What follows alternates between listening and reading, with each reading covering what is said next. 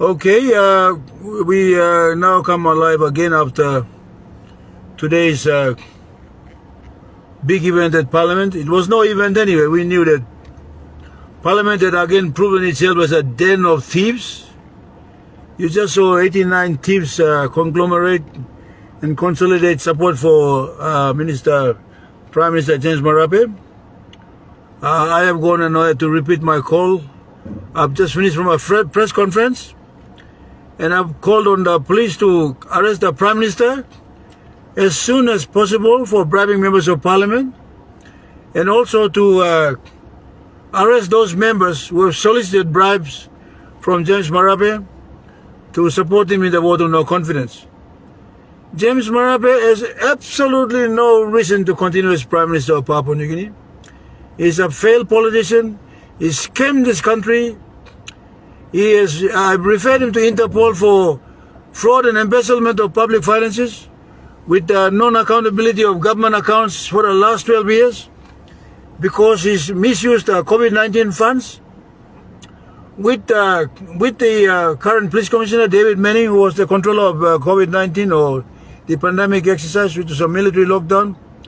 And today you have just seen a speaker who is not supposed to be a speaker of parliament, because he said in his last time that if the court had found him wrong, he would have resigned. And by his very own words, he had ceased to be a member of parliament when the court found him wrong. And today, he had unlawfully sat on the chair of the speaker because he was supposed to have resigned soon after the Supreme Court overturned the ruling of the speaker and recalled parliament through an application by the member for Suave, Honorable James Nomane, and Deputy Leader of the Opposition. So, now with me I have a very senior reporter from Parliament, Josephine. Josephine, you introduce yourself and take over from there. I think the speaker is occupying the seat of the speaker unlawfully, given that he had made an undertaking on the chair that he would resign as soon as the courts find him in the wrong. And the courts had found him culpable of making an unlawful ruling, and had ordered that the parliament be recalled, and that is exactly what he did. And he is not supposed to continue as Speaker of Parliament based on what he had uttered or said on the chair. Am I not correct, Jasmine? You're correct. Yep. And that's exactly what he said, didn't he? He said he was going to resign as soon as if the court found him if the court found that he had erred in making that ruling that Parliament not entertain the motion of no confidence. So by now the speaker would have resigned, shouldn't he? He should have. Yeah, he should have resigned. Correctly and honorably. Yeah. He should have resigned. Yeah. For the simple fact that of his own accord, in the best of his minds, he said he would resign should the Supreme Court find him to be incorrect in dismissing the vote of no confidence on the floor of Parliament. What is important for us to appreciate is the fact when you're in authority and sitting in a chair that is as important as the chair of the Speaker of National Parliament, every word that comes out from you must be... It's law. It's law. Every word you say is law. It's law. Yeah. Therefore, as a citizen of this country, I now believe there was no Speaker of Parliament when the session was held Today. There shouldn't. He wasn't. Yeah. In fact, he should not have presided in the chair. As per his own self-termination decision. Exactly. He had terminated himself. Correct. By his very own utterance. Correct. And he should not have taken the chair today. Correct. Based on what he had said. Correct. Unfortunately, that was not even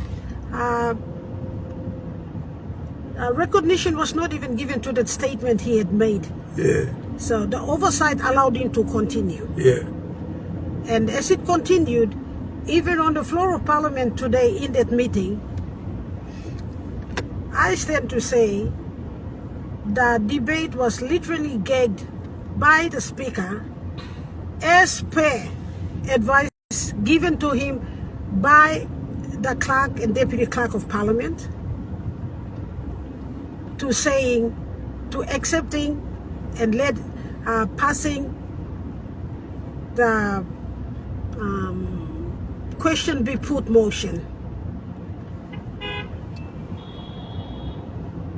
going against the order of the Supreme Court that ordered debates be entertained by the Speaker of Parliament. And that was the ruling of the court. Of the court. That the debate continue on the motion of no confidence against the Prime Minister. Definitely. And it was supposed to be a normal debate, and which should have ended up in the motion of no confidence in the Prime Minister. Correct. And that was restricted by the Speaker again. So, any other instance that would have been in contempt of court. yeah, he is in contempt of court. Therefore, I believe it would only be in order that He's not only in contempt of court, but he's in contempt of Parliament proceedings. Parliament proceeding. Yeah. Correct on that one. In fact, he was advised and references were made to previous citing previous cases reported in Hansard for instances of when motions were to be put were entertained. However, I'd like to highlight the point here that I believe I believe is the point to make. When other points of orders were made in other previous cases of in Parliament, they were circumstances where they were not court orders by court on these subject matters. They were normal subjects that we discussed. Unfortunately, this one is a court order. Exactly.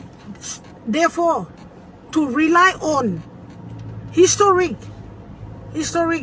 instances are not applicable to this one instance now that we have, where it is a court order that brought back the vote of no confidence into Parliament. Exactly, and it now reflects on the type of people that are addressing the Speaker, Correct. including the Clerk of Parliament. Correct.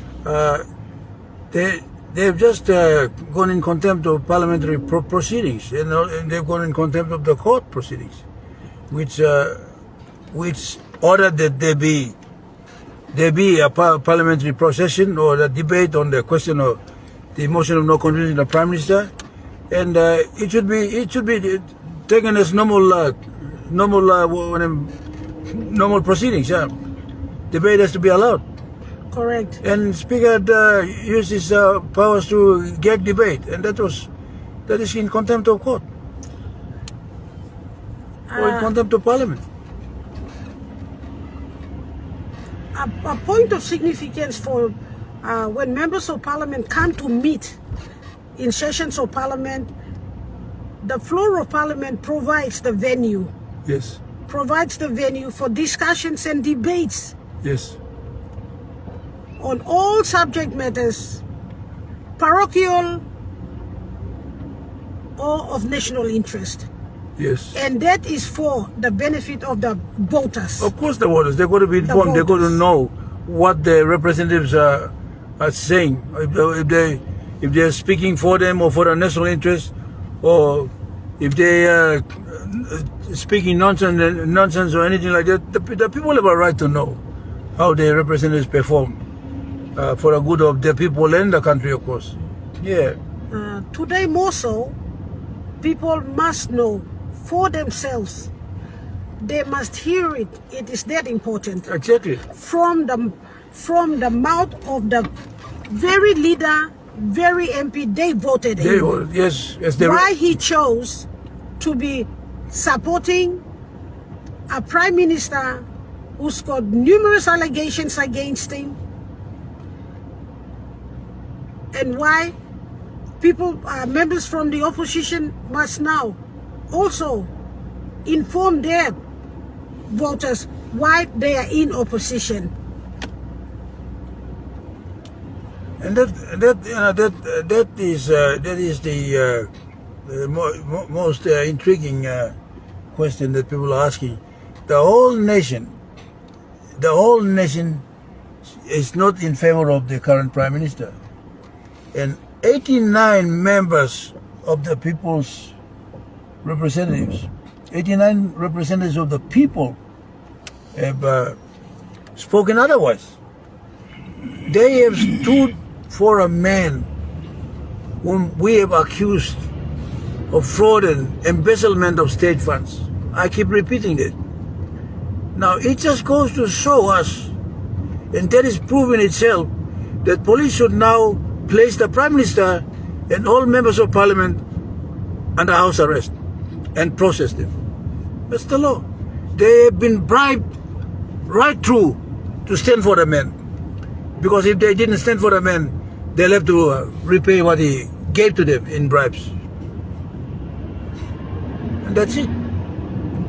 We have referred him to Interpol to be processed,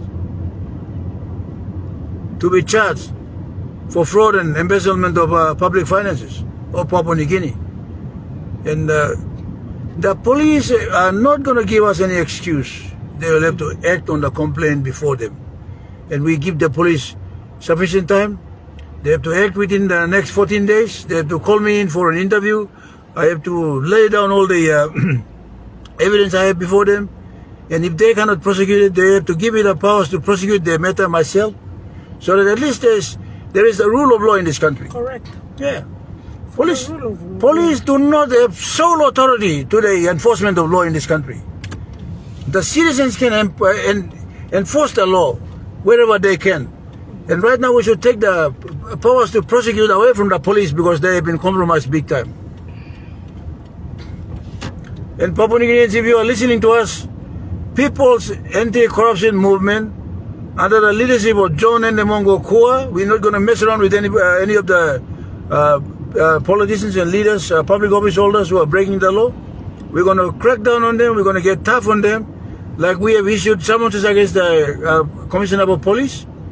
And we will, in the next coming days, we'll get more summonses against the police commissioner for not doing his constitutional duties.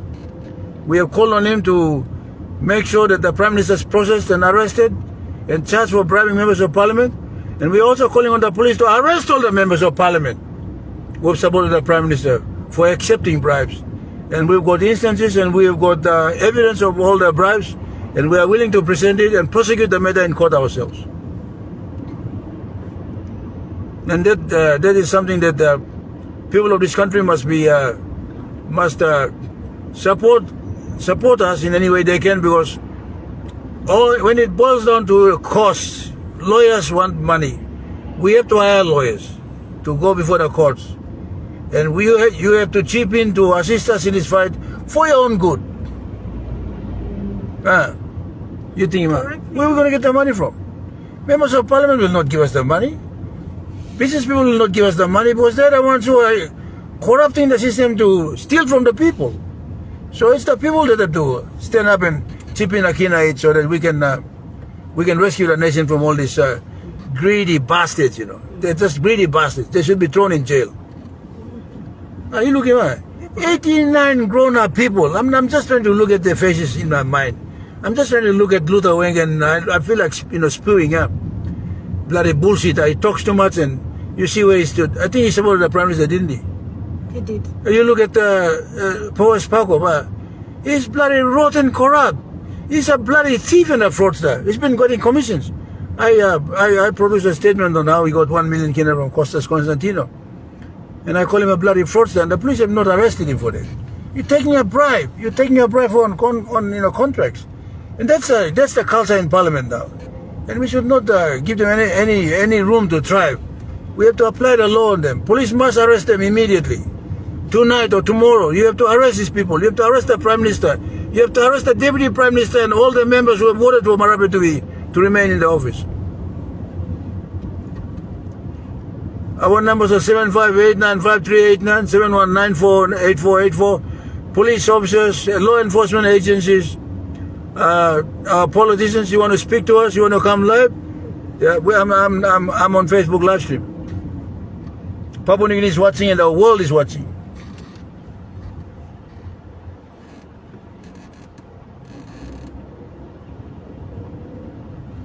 Man, all thing was a lili private business lolo.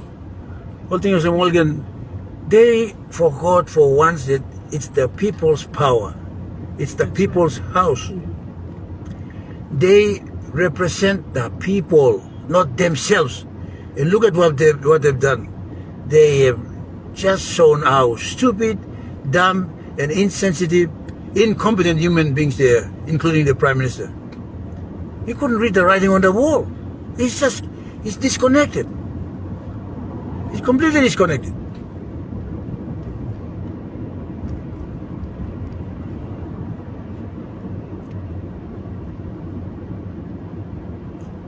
Who said you block him? All member you block him all. Block him Paul, who said? Who put them there? Who put them there?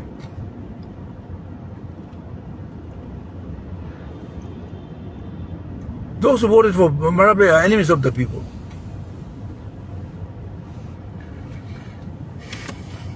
Where's this guy?